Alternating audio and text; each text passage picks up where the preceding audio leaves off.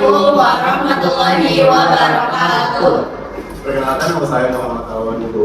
Saya Tia Rizkyani. Saya Cahaya Nadira Yusufi. Saya Muhammad Lutfi. Saya Bagian Pria. Saya Nizam Sianadin. Saya Muhammad Bilal. Kami dari kelompok 6. Di sini kami akan membahas sedikit tentang materi kepemimpinan. Oke, kita langsung aja masuk ke pokok pembahasan yang pertama. Menurut kalian, apa bedanya antara bos dan leader?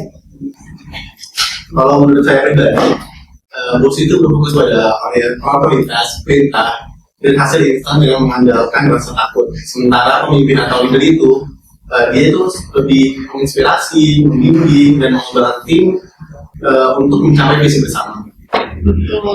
Kalau bos juga itu lebih ke hasil akhir, tapi kalau leader tuh bagaimana prosesnya biar mereka tuh bisa mencapai tujuan bersama. Jadi sebenarnya simpelnya itu dari maksud Alwan sama Tia, bos itu mengandalkan jabatan untuk menyuruh orang lari. Tapi kalau misalnya leader itu lari paling depan sambil ngajak orang yang orang di belakangnya. Jadi kayak mereka si leader itu nggak sendirian, dia ngajak ya anggota-anggotanya gitu. Jadi buat ngejar target supaya tercapai dengan bersama. Jadi intinya kalau bos itu dia cuma nyuruh kayak kerjakan, sedangkan kalau leader itu ayo kita kerjain bareng-bareng. Oke. Pertanyaan selanjutnya. Oke. Clear ya guys. Tadi kan kita udah berdiskusi ya teman-teman. Sekarang kita tanya satu-satu. Di antara mereka, siapa sih pemimpin yang paling mereka idolakan dan apa pelajaran penting yang bisa diambil dari idola mereka tersebut? Oke, kita mulai dari Alwan. Oke, kalau gue sendiri, pemimpin yang jadi favorit gue itu Presiden Indonesia 3 itu Bapak B.J. Habibie. Alasannya karena dia waktu itu kan habis krisis moneter itu dia bisa membalikan ekonomi, setidaknya sedikit demi sedikit dia bisa membalikan ekonomi. Nah, mungkin itu menjadi alasan gua menjadikan Bapak B.J. Habibie sebagai favorit. Kalau dari dia sendiri gimana dia? Siapa menjadi yang paling favorit? Pemimpin favorit menurut gue adalah bokap gue sendiri. Sudah sedikit ya. Karena beliau selalu berusaha untuk membahagiakan keluarganya dalam kondisi apapun. Bahkan di umur sekarang yang ibaratnya beliau sudah umurnya tidak bekerja lagi, sudah rentan ya dia ya, dan juga beliau tetap berusaha untuk bekerja demi memperbaiki ekonomi keluarga yang sempat hancur kemarin. Dari Cahaya gimana? Setuju sih sama Tia. Sejauh ini pemimpin yang gue lihat secara langsung ya bapak gue sendiri, karena gue tau nih jatuh bangunnya beliau kayak gimana, usahanya kayak gimana, bahkan kerja tuh yang kayak nggak pernah nggak kenal capek gitu loh. Kayak beliau nih selalu kalau ada waktu kosong ya udah gunain aja untuk lembur supaya ya dia bisa membahagiakan menafkahkan keluarganya. Jadi dia benar-benar berusaha buat mensejahterakan keluarga gitu. Jadi gitu sih.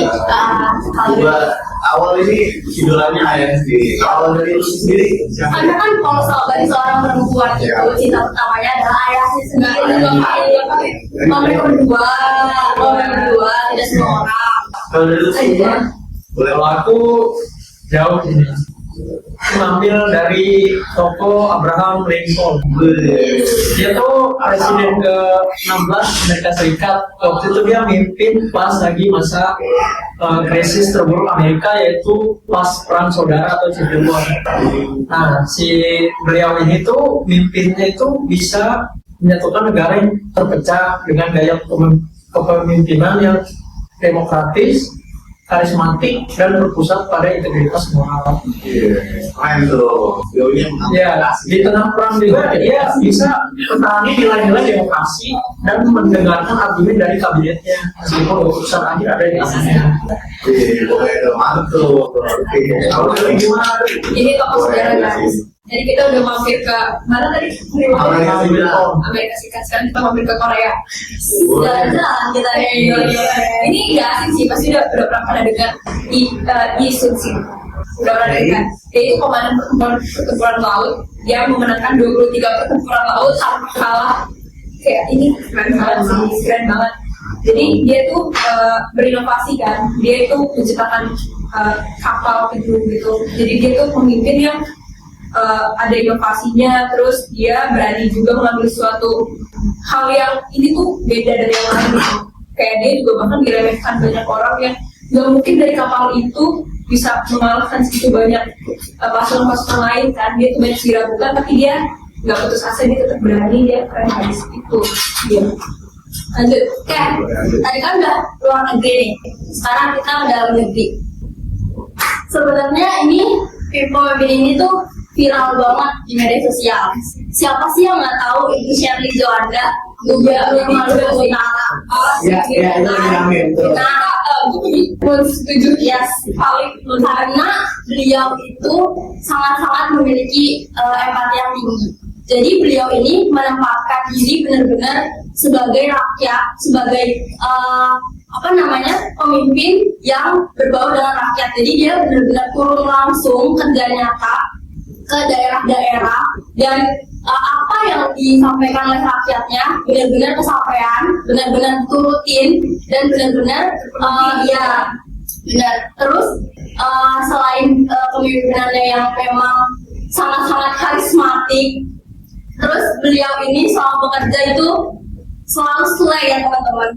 Tengah panas badai topan, dia tetap bekerja dengan sangat-sangat cetar membahananya itu, dengan masih princessnya itu ya kan.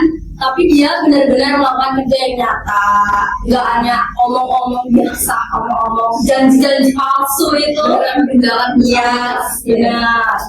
Ya, akhirnya Balik lagi, tadi udah balance ya, dari awal Indonesia ke orang tua, luar negeri, balik lagi ke Indonesia, saya balik lagi ke luar. Menurut saya, mungkin tokohnya saya bakal lebih fokus ke bankir ya. Dia itu JP Morgan. Kenapa saya sangat ini ke beliau, karena dia bisa menciptakan sistem yang terorganisir bahkan setelah dia tiada sekalipun. Itu sistem tetap berjalan tuh. Itu buat saya adalah sosok pemimpin yang benar-benar memimpin, bahkan di akhir hayatnya dia udah nggak ada, sistem itu tetap berjalan sesuai yang dia pengen. Mungkin ada beberapa kali perubahan, tapi itu tidak melenceng dari apa yang dibuat dari awal dirinya itu sendiri. Jadi tetap mensejahterakan rakyatnya. Oh bukan, bankirnya. Iya. Jadi dia tetap dia nggak berubah, aturannya tetap pakai tahun yang lama dengan inovasi yang baru aja, teknologinya maju. Cuma dari para staff-staffnya ini, dia tekanannya tidak berkurang, tidak bertambah, tetap di batasnya gitu. Semoga kita bisa menjadi seperti itu. Mungkin yang kita lakukan. Next ada studi kasus apa tuh?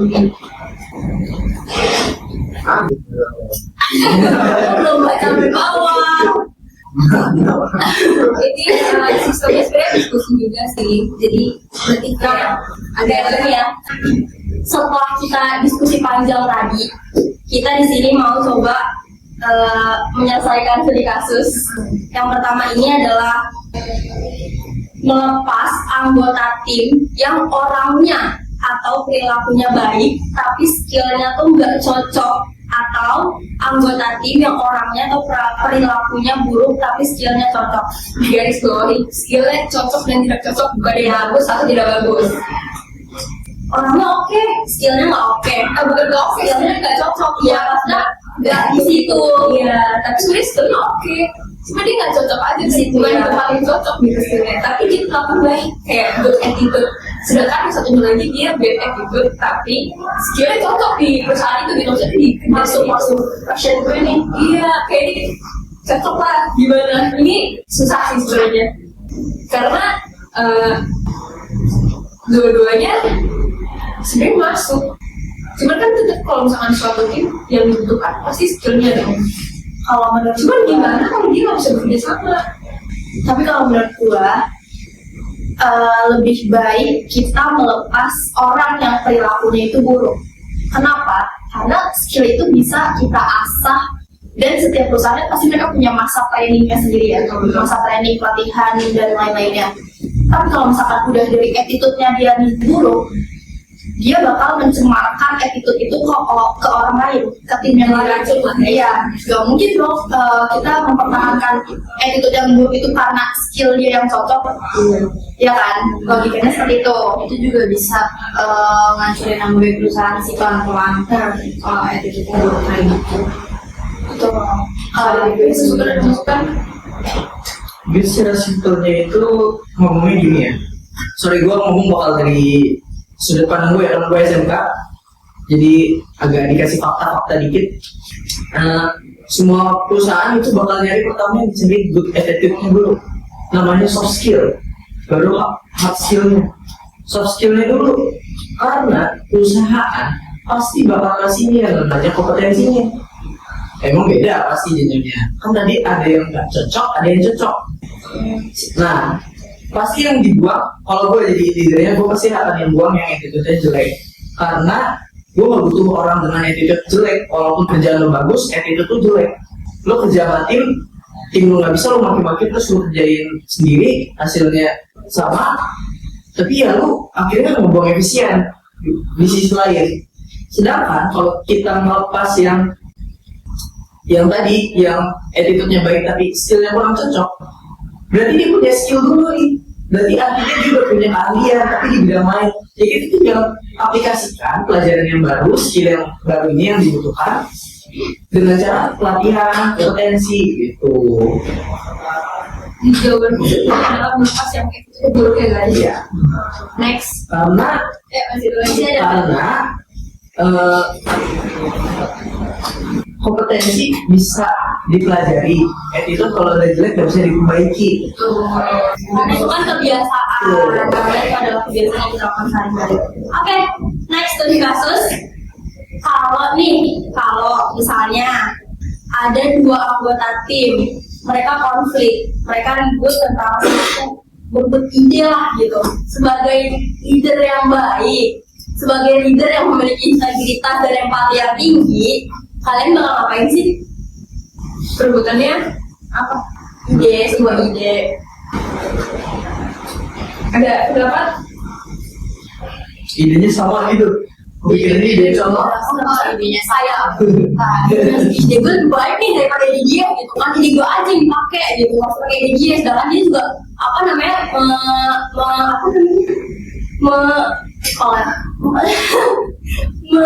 mengunggulkan ide mereka masing-masing. Mereka merasa tuh ide mereka tuh paling unggul. Iya, satu sama lain. Iya, tapi bisa dilihat dulu nggak sih dari idenya, apakah dia bersangkutan dengan hal yang akan kita hadapi atau tidak. Atau konteksnya kita perkecil lagi, idenya ini apa? Iya, bagaimana? Nah, boleh. Ide apa? Masalahnya apa? bagaimana? Idenya coba dikasih contoh, misalnya idenya apa, bahas apa? Misalnya nih, kita mau marketing lah misalnya. Nah, yang satu nih bilang mendingan kita offline aja. Maksudnya kita mendatangi orang-orang yang sekiranya akan memakai produk kita. Tapi yang satu lagi nih, di sosmed aja. Lebih mudah, kita bisa ngelakuin kemana saja, kapan saja. Dan itu pasti ada jalan-jalannya, nggak akan hilang. Kalau misalkan secara langsung kan mungkin dia bisa lupa lah, atau mungkin hilang gitu kan. Jadi kalau kalian jadi leadernya, kalian akan pilih yang mana? Sesuai efisiensi ya. Oke. Kalau gue nih, misalnya gue jadi leadernya, terus ada anggota gue yang berperilaku seperti itu. Pertama, gue akan meminta mereka berperilaku profesional, pisahin egonya. Jadi mereka gue kumpulin, dan mereka harus membawa data mereka masing-masing. Terus mereka gue ajak adu argumen, biar kita juga tahu nih apa kelebihannya ide yang ini, apa kelebihannya ide yang ini, dan apa kekurangannya. Jadi gue harus ketemu mereka dulu nih, supaya mereka tuh adu argumennya sehat, enggak mereka bersaingnya sehat, betul, enggak ngobrol-ngobrol di belakang atau bahkan menghasut teman-teman yang lain juga. Jadi perusahaan tetap berjalan dengan baik. Gue akan kumpulin mereka, biar mereka berargumentasi pakai data masing-masing. terus nanti gue adakan voting. Tapi tetap keputusannya harus diambil sama si leader dong. Iya. Betul, sama gue sendiri. Cuma paling enggak keputusan yang gue ambil jadi ada alasan logisnya. Dan mungkin lebih sesuai sama target penjualan gitu kan. Misalnya lebih sesuai sama target nih, apa yang mau kita capai. Mungkin ternyata offline tuh kelebihannya lebih banyak daripada yang online atau sebaliknya gitu. Ya, mungkin kalau dari gua ini harus gua pilih ya salah satu ya. Iya, lebih ke cara kaya saya gimana? Gak usah pilih sih, lebih ke cara kaya saya. Kalau gue jadi leader, gua akan kasih dulu ya kesempatan pertama. Balik lagi kita kasih tahu pisahin dulunya, presentasikan apa sih yang mereka pengen lakukan. Dan yang ketiga, gua bakal menerapkan yang namanya uji coba dulu. Betul. Pertama mungkin gua akan coba di online karena ini biaya ya, terus dijangkau luas, aksesnya sekarang udah digital. Nah, kita lihat dulu nih dampaknya ini positif atau negatif. Ada yang beli atau enggak? Oke, kita andaikan ada. Oh, jadi ada nih, bagus nih. Nah, yang kedua, setelah masa uji coba yang online sudah, kita lanjut ke yang offline. Yang offline kita cek, oh mungkin ini analogi aja ya. Oh offline kita harus ada uang transfer, kok ada ini. Nah, udah nih. Oh, jaraknya gak beda jauh. Yang beli produk kita ini gak beda jauh. Maka gue akan jelaskan kepada dua orang ini kalau bagi perusahaan yang lebih baik ini yang online. Kenapa? Karena dia banyak memotong ininya, anggarannya dari segi makan kalian, transport segala macam. Online ini lebih Dan hasilnya tuh lebih baik. nah, hasilnya kan beda tipis. Hasilnya gak beda tipis nih. Walaupun anggapnya yang offline lebih banyak sedikit, misalnya 3-4 biji. Kalian ini offline-nya ini tetap ada spend money yang keluar, cash flow-nya dia yang keluar. Sedangkan online sedikit, sangat sedikit uang yang dikeluarkan. Dan lagi pendapat? Ada lagi? Kalau gue sih nggak jauh beda sama kayak udah dibilang ya. Kalau gue ngefalnya nggak suka ribut-ribut lah. Maksudnya ketemuin aja nih 2 orang. Gue tanya keunggulan dari ini lo apa, kekurangan dari ini lo apa. Ya udah, berarti gue harus nyari titik tengahnya nih gimana. Mungkin tadi kan masalahnya offline dan online. Mungkin kalau gue nyaranin gimana kalau kita bikin dulu nih seminggu offline, seminggu online. Gitu. Mungkin dari gue gitu sih. Gue bahkan berpikir lebih ini lagi, kalau bagaimana kalau mereka berdua gue suruh call kayak misalnya mereka tetap melakukan platform lewat online, tapi setelah itu bisa lanjutin lagi pendekatan melalui offline. Jadi misalnya ada opsinya pilihan Leo, karena efisiensi. Opsinya kita studi kasus harus apa saya efisien. Tergantung efisien. Nah, lebih efisien. Jadi yang dia lebih efisien, online dong. dan disitu studinya studi kasus yang enggak Lanjut. Masih ada nggak? Lagi masih ada. Ada satu lagi. Boleh. Terakhir nih. Sekarang kita berangan-angan. Oke, tadi udah berangan-angan. Kalau kalian salah. Ulang lagi. Oke, terakhir nih. Kalau tim kalian adalah kapal, kalian tuh jadi apa? Mau jadi apa? Mau jadi apa di kapal itu? Pilihannya Mau jadi nahkoda kah? satu, Mau jadi kompasnya kah? yang ketiga, Atau mau jadi layarnya kah? pilihannya tiga aja ya. Jujur berat. Nih, kita kapal nih. Ya. Terus kita mau Kita jadi jadi kapal nih. Oke. Mau jadi apa sih? Kalau boleh tahu? Mungkin pesawat boleh. Boleh. Apa? Kalau kan harus Awan pilih. kan. Nah, Oke. Dia udah oke. Awan kan buat. Terus dia Lutfi ini One Piece. Awan dulu bisa One Piece.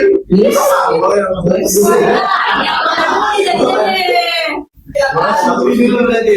Mas Lutfi. Iya, guys. Masih paham Mas Lutfi.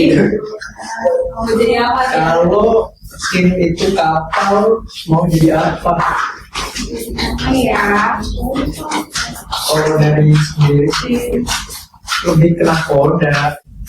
Alasannya kenapa tuh? Karena nakoda itu orang yang mau apa ya, ibaratnya ngasih arah, terus ambil keputusan apa, terus nggak bisa semuanya harus didebatin.